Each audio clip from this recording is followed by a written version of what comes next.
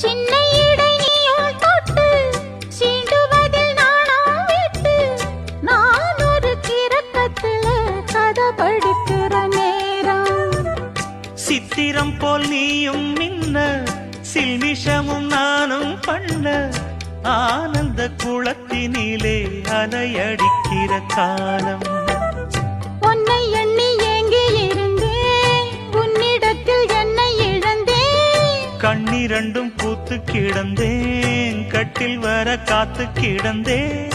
வாலிபம் தவம் இருந்த வேளை வந்ததையா இள மனசு இனி உனத்தான் விடுமோ? நடு சாமத்தில சாமந்திப்பூ ஆள சத்துது என் நெஞ்ச உசுப்புது. நல்ல ராத்திரியில்